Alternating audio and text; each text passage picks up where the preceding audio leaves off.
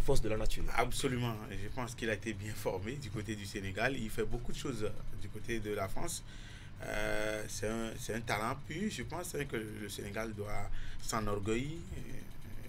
C'est l'avenir, c'est vraiment l'incarnation de l'avenir au sein des Lions de la Teranga avec tout ce qu'il a fait à la CAN.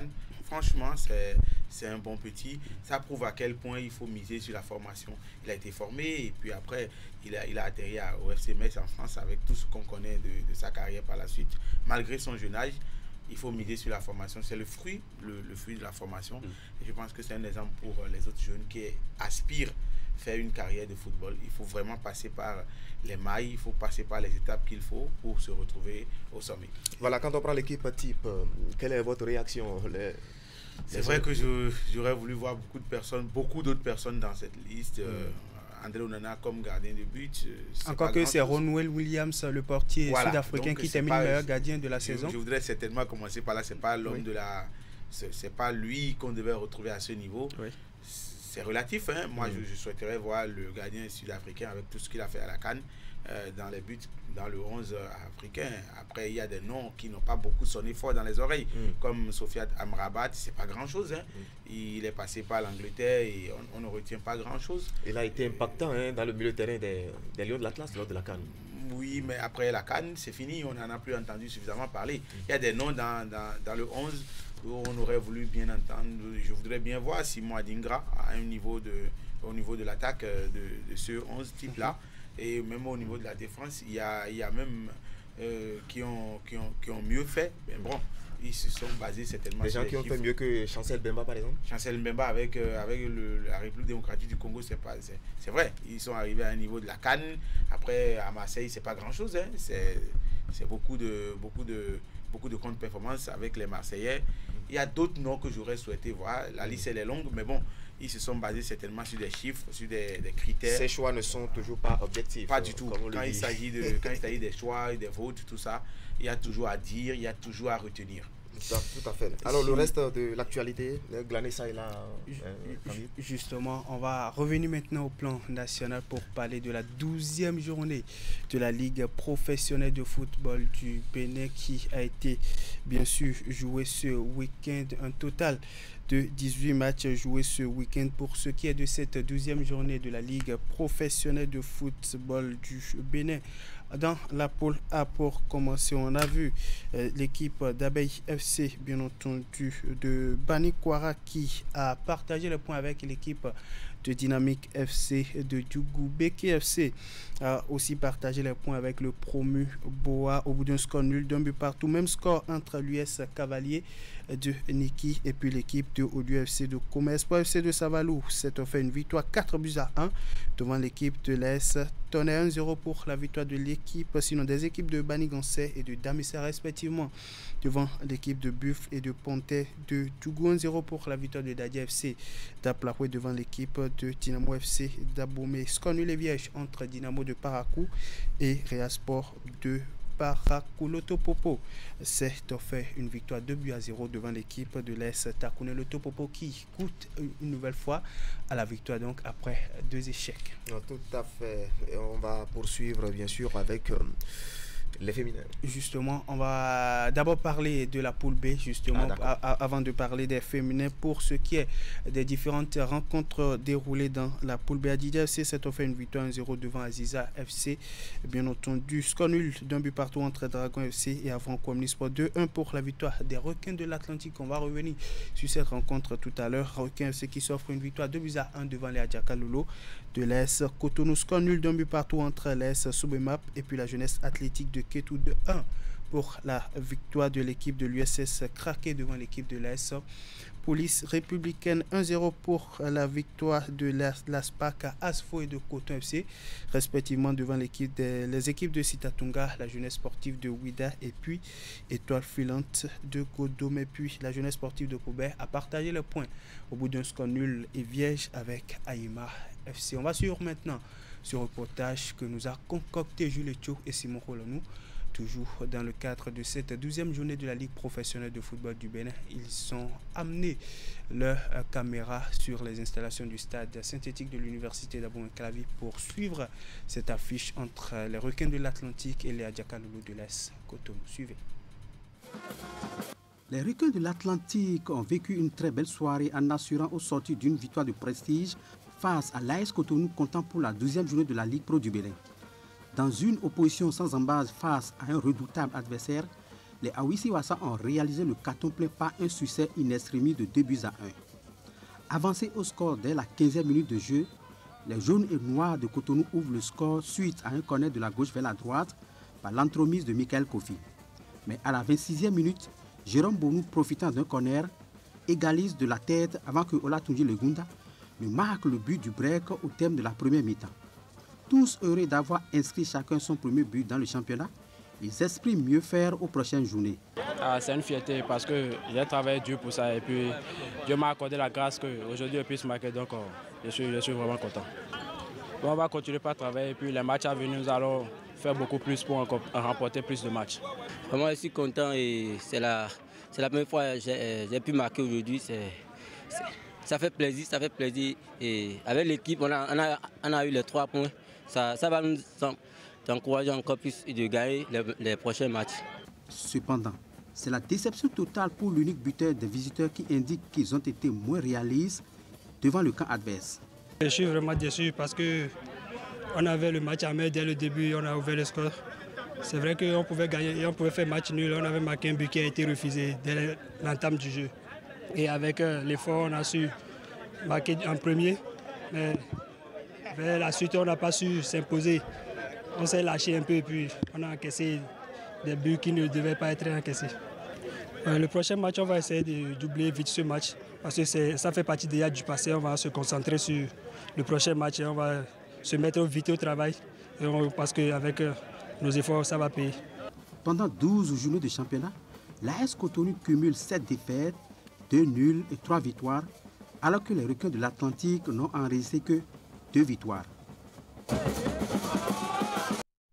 Voilà donc pour ce qui est du résumé de cette affiche qui a opposé les Requins de l'Atlantique aux Adjaka Loulou de l'AS Cotonou. Victoire à l'arrivée pour les Awisi Wassa des Requins de l'Atlantique. On s'intéresse maintenant aux dames. La 3e journée de la première division féminine s'est déroulée ce week-end uniquement dans la poule A puisque les équipes de la poule B étaient au repos ce week-end. Pour ce qui est des différents matchs joués, l'équipe d'Espoir FC de Cotonou s'est inclinée sur un score de 0 but contre 2 devant l'équipe de Asaba Football Academy. 1-0 pour la victoire de Sam Nelly devant l'équipe de Ainovi FC, championne en titre du Bénin. Dynamique FC d'Abomey-Calavi s'est offert une victoire 1-0 devant l'équipe de l'AS UMSA. 0 but contre 2 pour la défaite de Aigle Royal devant l'équipe de Nadia FC qui enchaîne avec un 3e succès consécutif cette saison en autant de sorties. Tambou FC d'Adiara, le promu, s'offre enfin une victoire dans l'élite du football féminin après donc 2 sorties infructueuses. Victoire à l'arrivée à domicile 3-0 devant l'équipe de Cephos FC. Allez, on va parler d'autre chose maintenant. L'association d'anciens footballeurs OFSA, entendez Old Football Star of Abomey, organise ses activités statutaires de fin d'année comme à son habitude depuis plusieurs années déjà. Elle a instauré au sein des festivités un tournoi de jeunes talents dénommé Talent Football Plus, une compétition qui réunit les centres de formation des moins de 15 ans. Il y a quelques jours, les membres de cette association d'anciens footballeurs se sont retrouvés à Cotonou pour annoncer la couleur de la compétition et des différentes activités entrant dans le cadre des festivités de cette 6e édition des retrouvailles de l'OFSA, bien entendu Old Football Star of Abomey. En ce qui concerne les nouveautés de cette année, 8 formations seront sur la ligne de départ au sein du tournoi, contrairement à la saison écoulée où elles étaient 6 à prendre part au tournoi. Je vous invite ici à suivre le président de cette association qui nous parle bien entendu de ce qui a poussé à penser à l'organisation d'un tel tournoi. L'idée nous est venue depuis fort longtemps. Nous avons tous appartenu au projet de développement du football allemand que conduisait Peter Schinger. Et à l'issue du projet, il y avait beaucoup qui nourrissaient un rêve de devenir footballeur professionnel. Le rêve a tourné court parce que nos structures n'étaient pas forcément bonnes. Et quelques années plus tard, 10 ans, 15 ans plus tard, ayant eu la chance d'avoir un peu, nous avons voulu donner un peu de notre temps, un peu de notre argent pour pouvoir organiser les plus jeunes et ceux qui sont encore dans le domaine. Et c'est pour ça que nous avons logé au cœur de nos activités le tournoi Football Talent Plus dans la catégorie U15 qui connaîtra cette année 8 équipes. Et à l'issue du tournoi, nous allons primer les meilleurs. Et toutes les équipes qui viennent dans le tournoi reçoivent de OFSA, Haute Football Stars, Ovabomé, des équipements pour pouvoir continuer le travail à la base, afin que demain, nous puissions nous aussi dire nous avons de grandes stars comme nous en avons en ce moment au Sénégal, au Maroc, etc. Le projet, c'est que dans 5 ou 10 ans, nous projetons de créer un centre de formation du vrai nom pour pouvoir apporter un plus aux efforts du gouvernement pour que nous puissions avoir de vraies valeurs dans nos équipes nationales. Nous, par le passé, on a rêvé d'avoir des moyens pour pouvoir concrétiser nos rêves de devenir footballeur. On n'a pas eu les structures qu'il faut et tout. Aujourd'hui, pour avoir compris qu'il faut essayer de les aider dans cet ordre d'idée, nous sommes en train de travailler pour les encourager. Donc, ils n'ont qu'à continuer à travailler et croire que nous continuons aussi dans les efforts pour pouvoir leur permettre de réaliser leurs rêves un jour.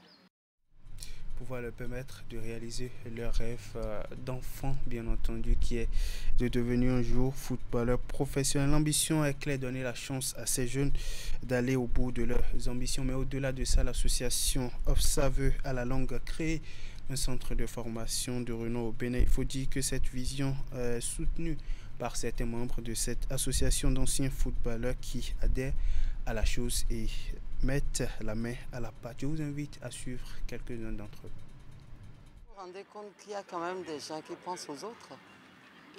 Ils ont la chance de réussir, tout un chacun, et ils auraient pu penser qu'à eux-mêmes.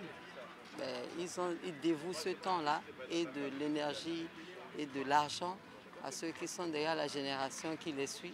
Et leur tend la main, c'est formidable. Quand le président m'a contacté, j'étais à 1000 lieues de savoir que cette association était si bien organisée. Parce que du coup, j'ai accepté d'accompagner l'association. Parce que quand on m'a parlé du sport, le sport étant fédérateur, il faut accompagner. Il faut accompagner toute initiative allant dans le sport. Allez, on va passer maintenant à une autre discipline. Oui, on va changer de discipline pour parler de handball justement. La Fédération béninoise de la discipline qui a organisé le week-end écoulé une session de formation pour l'obtention de la licence CIHF. Oui, il s'agit de la dernière session de formation pour l'obtention de la licence CIHF de 2024 que le Bénin s'honore d'abriter. Elle a débuté officiellement vendredi dernier et s'étend jusqu'au 21 décembre 2024. Le stage réunit, il faut le rappeler, une quarantaine d'entraîneurs de plusieurs pays d'Afrique comme le Gabon, le Togo, la Centrafrique, le Mali, le Sénégal, y compris les entraîneurs du Bénin. Et il est dispensé par l'expert, comme vous le voyez sur l'image, IHF Gilles Malfondé, dépêché au Bénin pour la circonstance. Au cours de la cérémonie d'ouverture de cette session, le président de la Fédération béninoise de handball a rappelé aux différents entraîneurs qui prennent part à ce stage l'utilité de cette formation qui va consacrer leur passage de grade du diplôme de licence DIHF à licence CIHF et surtout ce qui est attendu d'eux après la formation dans le cadre du développement durable de la discipline un peu partout en Afrique. Suivez. Vous êtes l'un des maillons les plus importants du dispositif. Et le projet, le programme que nous avons décidé de suivre ensemble, de rêver ensemble, ne peut pas se passer sans vous. À tous les entraîneurs, je voudrais que vous reteniez que tous les présidents de fédération des pays respectifs comptent beaucoup sur vous. Ce n'est pas la recherche de diplôme à aller accrocher au mur, mais c'est à la recherche d'une connaissance que nous voudrons pouvoir monnayer dans quelques années et dire que quand vous avez fait la licence C à Cotonou, cela a impacté le handball local, cela a impacté une ville, cela a impacté un département et donc a accru le nombre de licenciés dans chacun de nos pays, mais de façon significative. Notre espoir est qu'au thème de cette session de formation, tous les participants puissent sortir d'ici avec un capital de connaissances assez poussé et le parchemin tant recherché, de sorte à ce que dans l'avenir, le handball béninois, le handball africain puisse s'en sortir assez grandi. Allez, avant de descendre de ce plateau, retenez que le Comité national olympique et sportif béninois Sénos Ben a tenu samedi dernier son assemblée générale ordinaire au titre de l'année 2024. C'était l'occasion pour les différents délégués présents au cours de cette rencontre d'examiner les activités de l'année 2024, valider les orientations futures du mouvement olympique béninois et d'adopter les budgets nécessaires à leur mise en œuvre au cours de l'année à venir. Il faut dire qu'à l'issue des travaux, les différents délégués qui étaient présents, sinon les différents rapports que sont le rapport moral, le rapport financier, bien entendu, de cette institution, le rapport d'activité, ont tous été validés à l'unanimité par les délégués présents. Je vous propose de suivre ici la présentation, sinon un extrait de la présentation du programme d'activité pour l'année 2025 du Sénos Ben. 2025 marque le début de la nouvelle Olympiade 2025-2028 qui nous conduira aux Jeux olympiques de Los Angeles. Les actions qui paraissent prioritaires pour le CNOS Ben pour le compte de l'année 2025 porteront sur la promotion des athlètes et leur entourage, accroître les capacités de gestion du CNOS Ben et rendre plus dynamiques les partenariats. À cet effet, un accent particulier sera mis entre les fédérations et le CNOS Ben pour être plus attentifs à leurs besoins. Les ressources du CNOS Ben, comme vous le savez, sont constituées de la subvention de la solidarité olympique et des ressources internes que constituent la subvention de l'État et les cotisations des fédérations membres. Ces différents programmes ou actions en faveur des athlètes ambitionnent de les aider tout au long de leur carrière sportive. Nous allons donc continuer à administrer les bourses olympiques pour les athlètes Los Angeles 2028, bien entendu lorsque la solidarité olympique va ouvrir les candidatures. D'autres athlètes qui ne pourront pas bénéficier des bourses olympiques, mais qui ont des capacités nécessaires, pourront, en fonction des critères, bénéficier des subventions pour sport d'équipe ou de la subvention pour athlètes de niveau continental.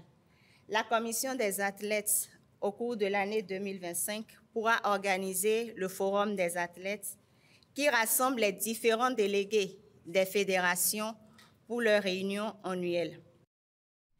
Voilà, c'était bien sûr les travaux de l'Assemblée générale ordinaire du Comité national olympique et sportif béninois. Alors, Prosper, dites-nous, les rapports validés, et ça augure quelque chose de bon pour la suite, surtout le renouvellement de... Bien sûr, parce que celui qui est là, c'est un vieux de la vieille. Celui qui a dirigé l'équipe jusque-là, c'est un vrai connaisseur. Il est au comité depuis plusieurs années. Hein. Tout à fait. Voilà, il a été secrétaire général, bref, beaucoup de choses. Donc, il a une maîtrise parfaite de ses projets et il est accompagné d'une équipe qui comprend vraiment comment faire pour avancer vite. Donc, il n'y a pas de problème, il n'y a pas de raison pour que les rapports ne passent pas. Tout se fait à l'unanimité.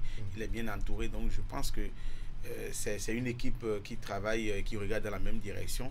C'est vrai qu'on n'a pas encore atteint les grands résultats, mais je pense que l'équipe regarde dans la même direction. Et donc, le programme qui est annoncé, c'est un programme ambitieux et je pense qu'on fera aussi le même suivi pour qu'on ait les mêmes résultats très, très prochainement aussi. Tout à fait. C'était Fil Info. Mais entre-temps, nous avons été rejoints sur ce plateau par monsieur Narcisse Justin Soglo. Bonsoir, président. Bonsoir. Vous êtes le président de la Fédération béninoise de kickboxing et disciplines associées. Voilà, c'est ça, hein? Oui, c'est bien ça. Voilà, dites-nous, vous revenez du championnat d'Afrique de la discipline, championnat qui a pris fin ce week-end en Afrique du Sud. Quel bilan peut-on déjà faire de la participation du Bénin à cette compétition?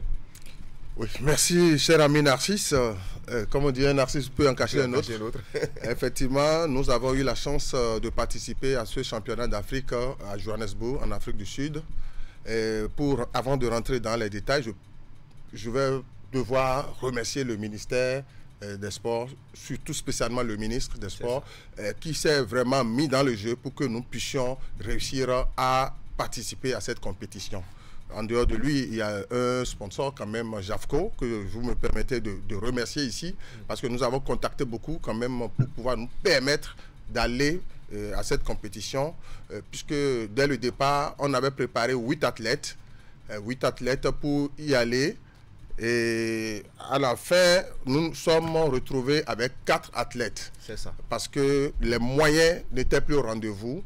Et je crois que le ministère fait vraiment de son mieux pour pouvoir prendre en charge l'équipe de 6 personnes. Voilà, on va en venir maintenant au bilan. Quel bilan peut-on faire? Oui, de cette participation? le bilan est positif. Ah oui.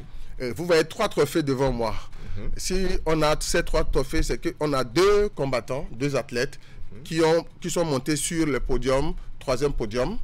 Donc, il y a eu 2 bronzes. Et il y a un trophée qui a été décerné spécialement au Bénin. Parce que c'est la première fois que le Bénin participe.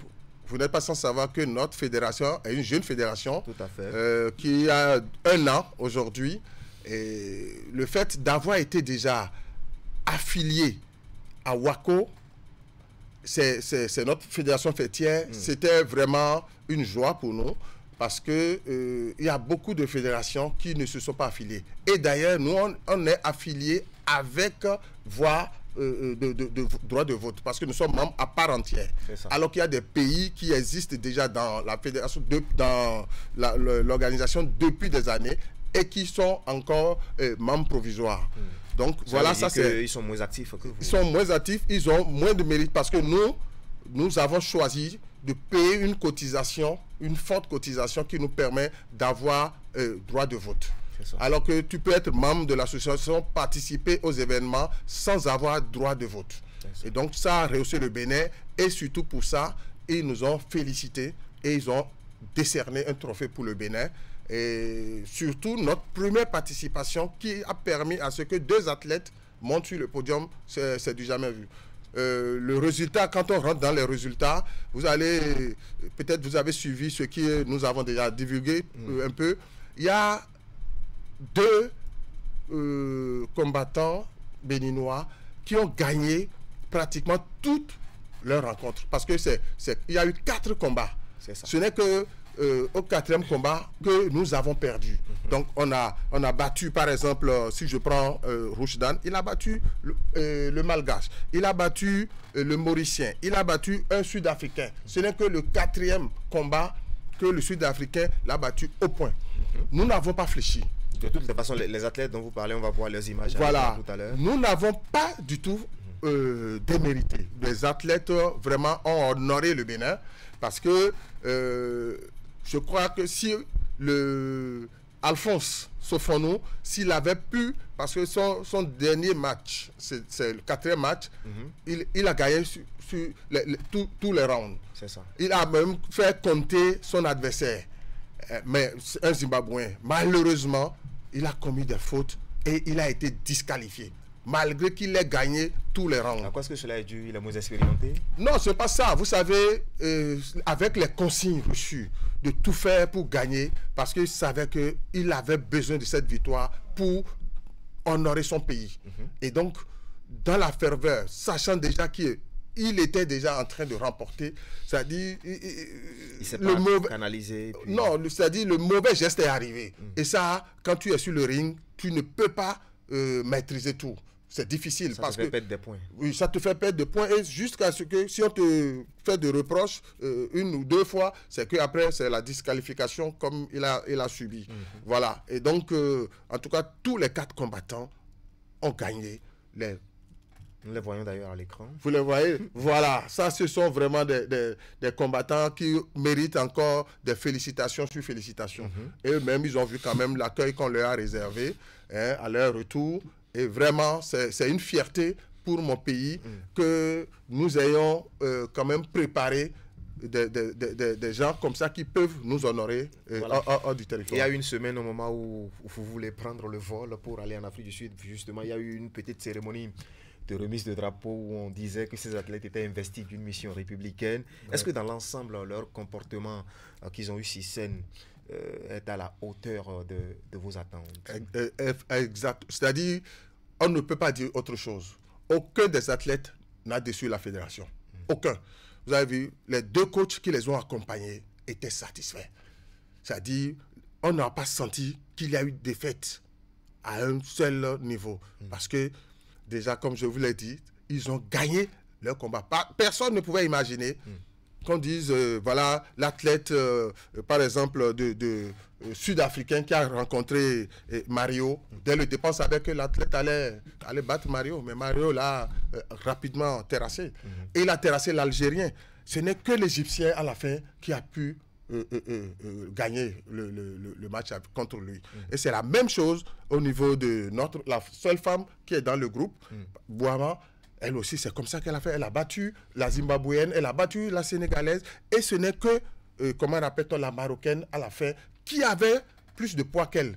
Parce que nous, on a fait un choix de manière à pouvoir rester dans l'équilibre de nos athlètes. Aux catégories. Voilà, pour ne pas leur faire perdre de poids inutilement, on les a gardés. Mais les autres ont joué à une autre stratégie, de manière à ce que ils se sont mis dans une catégorie, mais après les peser, ils ont renforcé leur poids.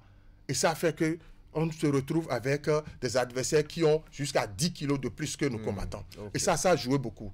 Voilà. Mais nous pensons que les prochaines fois, les coachs ont dit on ne va plus commettre certaines erreurs. Voilà, ça ouvre des perspectives heureuses. Alors, Prosper, vous avez suivi de loin cette participation du Bénin au championnat d'Afrique de kickboxing, justement. Que vous inspire cette performance des athlètes de Bénin? C'était des impressions de satisfaction, de joie, parce que la fédération n'a pas encore 2 ans. C'est le clou de la participation du Bénin. C'est une jeune fédération, mais très rapidement, ils sont à une compétition internationale, ils ont pu faire des résultats comme ça. On s'est dit, tiens, ça veut dire que si on garde le cap, si on continue de travailler, on fera long feu sur le continent. Donc, ce qu'il faut retenir déjà, c'est que la jeune fédération a pu sortir et aller faire des résultats. Maintenant, c'est un défi qui repose sur les épaules des dirigeants de cette fédération. Ça veut dire qu'on ne va pas dormir sur les lauriers, parce que désormais, on fera plus. S'ils font moins... Vous voulez dire que c'est une forme de pression? C'est une grosse forme de pression. Si vous êtes aussi jeune et que vous arrivez à faire ces résultats, si prochainement vous faites moins, alors là, les critiques vont pleuvoir de partout. Donc, ils ont l'obligation maintenant de garder le cap et d'aller un peu plus fort et plus mieux pour que à d'autres compétitions internationales, on puisse ramener plus de trophées. Ça montre qu'ils peuvent. Ça montre que c'est une fédération qui est née avec les dents. Ça montre que si on fait un peu d'effort, on peut grimper encore. On va revenir sur ces performances, mais président, parallèlement à ce championnat, justement, il y a eu une bonne nouvelle à la fédération du point de vue administration.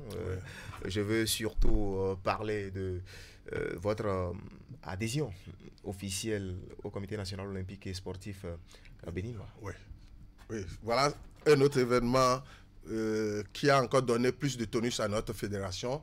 C'est vrai que dès que nous sommes constitués, nous avons décidé de faire toutes les formalités. C'est ça.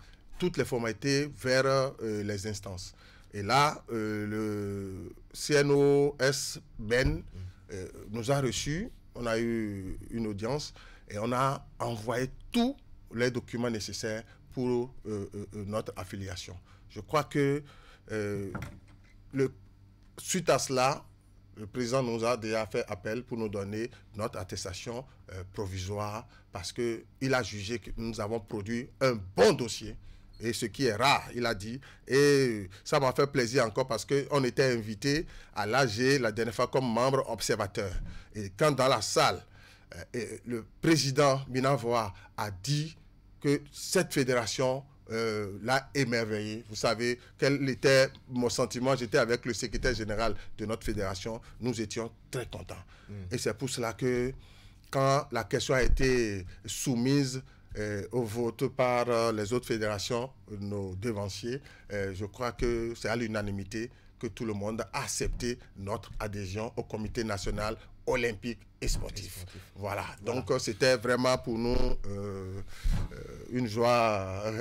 Du coup, énorme. juridiquement, vous avez renforcé votre crédibilité vis-à-vis de toutes les institutions, aussi bien au Bénin, qu'au-delà de ses frontières. Nous allons en finir cette émission rapidement. Un dernier mot. Le dernier mot que je peux avoir sur ce plateau ce soir, c'est encore de remercier toutes les instances du monde sportif béninois, de remercier le ministre, de remercier la DSE à travers le patron même, le DSE, et tous ceux qui travaillent sous lui, qui ont vraiment œuvré à la réussite de notre départ sur Johannesburg. Ça, c'est le numéro 1. Le numéro 2, c'est l'exhortation à ce qui va venir en 2025. Parce que nous avons des challenges. Il y a aussi le championnat du monde amateur. Pour les perspectives, on va en venir, il n'y a pas de problème. D'accord. On viendra vous voir avec nos micros et caméras. En tout cas, on sera disponible à vous parler, à solliciter surtout nos sponsors. Il faut que chacun accompagne notre fédération pour dire, ça là, c'est une fédération qui va vraiment hisser très haut le drapeau tricolore. Il y a bien d'autres fédérations qui font aussi des efforts. Bien sûr, moi je parle de ma fédération et je compte sur mes poulets.